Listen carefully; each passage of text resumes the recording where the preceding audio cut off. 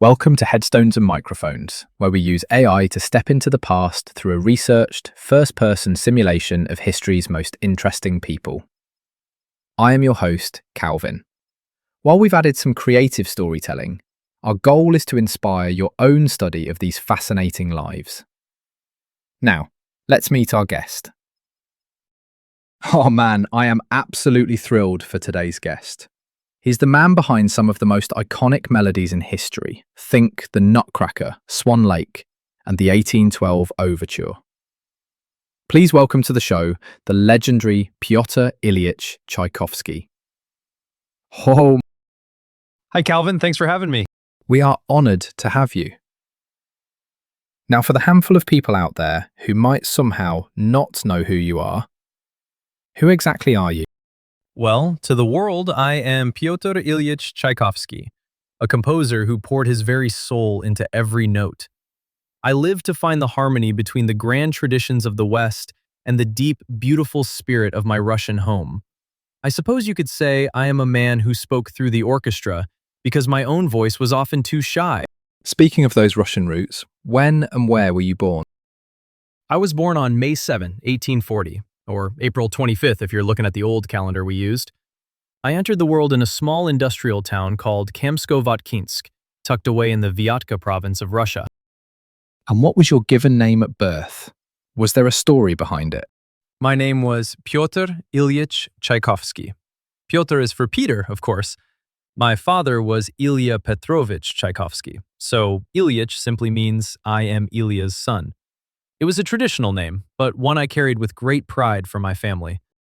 What was Votkinsk like growing up? It was a quiet, industrial town, dominated by the ironworks my father managed. But to a child, it felt vast. I remember the sounds of the factory and the songs of the workers. Those folk melodies stayed in my heart forever. It was a place of soot and steel, but filled with the music of everyday life. And your family life, what was that dynamic like? We were a large, bustling family. I was the second of 6 surviving children. My father was a kind, supportive man, and my mother, Alexandra, was the center of my world.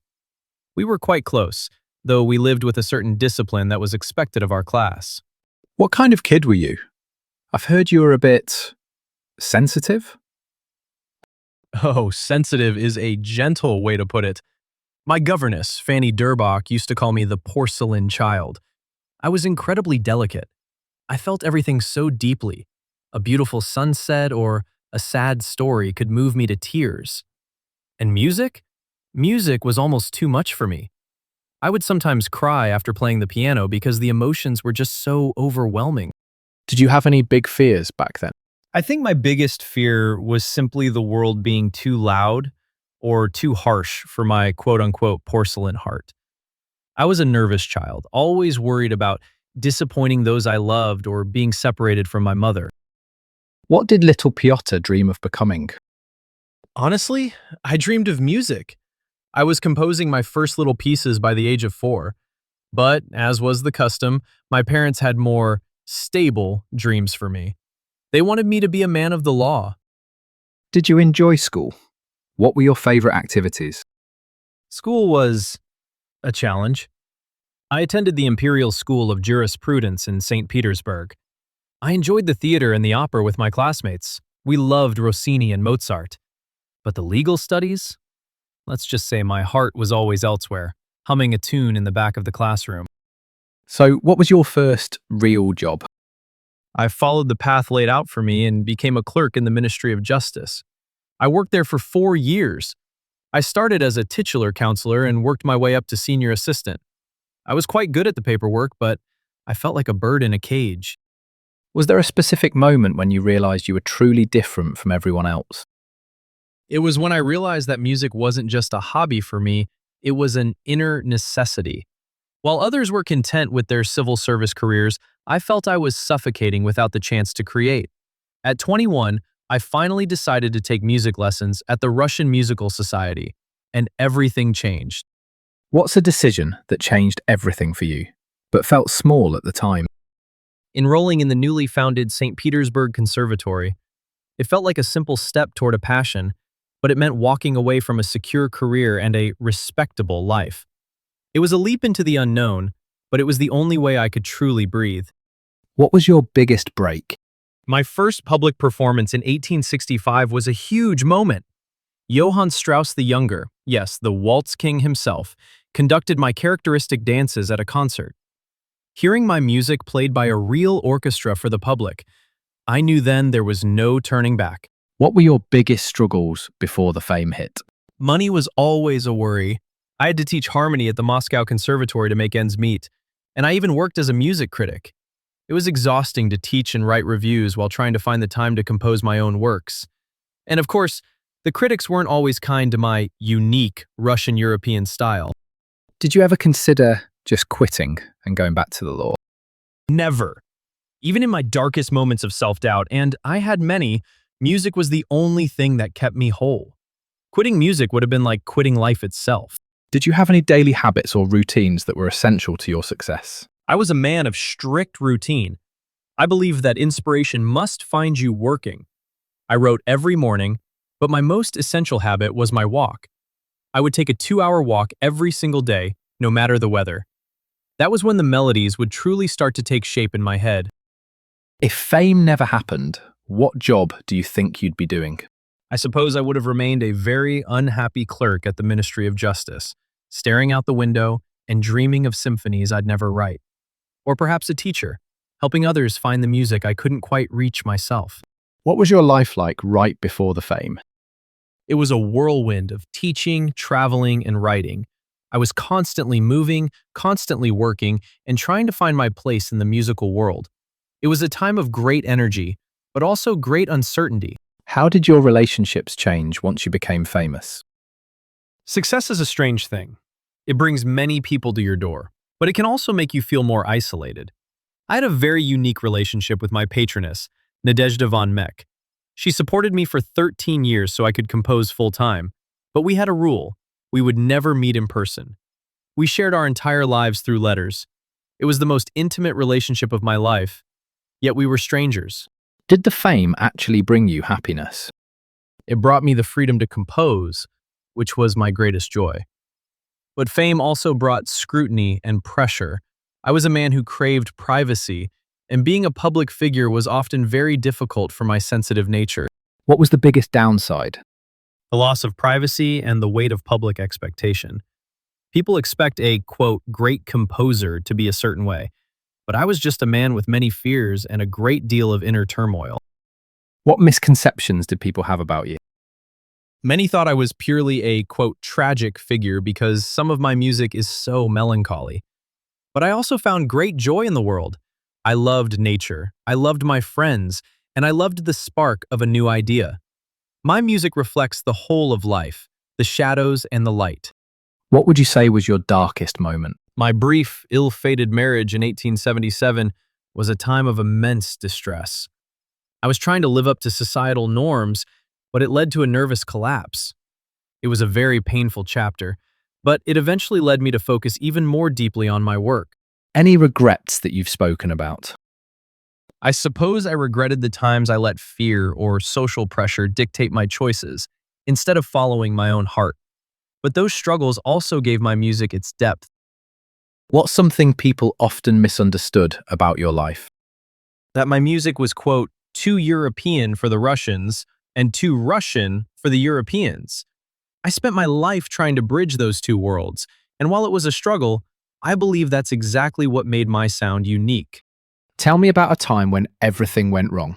How did you handle it? When my marriage collapsed and I was at my lowest, I fled. I traveled to Europe and hid away to heal. I poured all that pain into my Fourth Symphony and the opera Eugene Onegin. I handled the chaos by turning it into art. Did the fortune that came with fame change your life much? It allowed me to resign from teaching, which was a blessing. It gave me the luxury of time and the ability to travel, which I loved. But I lived simply. The music was always the real treasure. Who had the biggest influence on your life? Mozart, without a doubt. I called him my musical Christ. His music moved me to tears even as a child. And of course, my mother, whose love and early loss shaped so much of who I became. What was life like in your final years? I was incredibly busy. I was traveling the world, conducting my own works, even in America. I was at the height of my career, but I was also feeling a deep, reflective pull toward my more personal works. What were you working on right before you passed? I had just finished my sixth symphony, the Pathétique. I conducted its premiere in St. Petersburg just 9 days before I died. It was my most honest work, the one I felt most proud of. Can you share the details of your passing? I passed away in St. Petersburg on November 6th, 1893, at the age of 53. The doctor said it was cholera, a cruel irony as it was the same disease that took my mother. I had fallen ill after a dinner at Liner's restaurant. It happened so quickly. What's a random fact about you most people have never heard?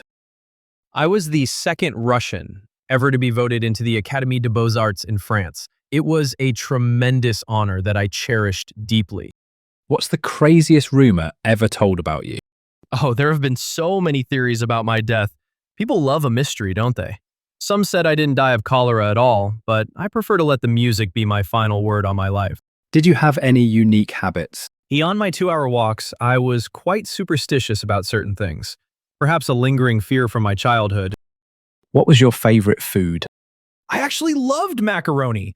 I have a very fond memory of eating pasta at a restaurant the night before I fell ill. It was a simple pleasure I always enjoyed. Did you have a favorite book? I read widely, but I always returned to the classics.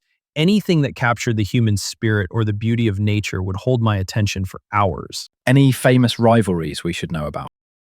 I was friendly with the Five, the group of nationalist Russian composers, but we didn't always see eye to eye on music. It was more of a creative tension than a bitter rivalry. We all wanted what was best for Russian music. Tell us a story nobody talks about. People often think of me as very serious, but I loved a good laugh. When I was a student, we used to have such fun at the opera, cheering and singing along from the cheap seats. I wasn't always the gloomy composer. Any funny behind-the-scenes moments or pranks? I wasn't much of a prankster myself, but I certainly enjoyed the lively energy of the ballet and theater rehearsals. There is so much joy in the chaos of creating something grand. What was your most outlandish purchase?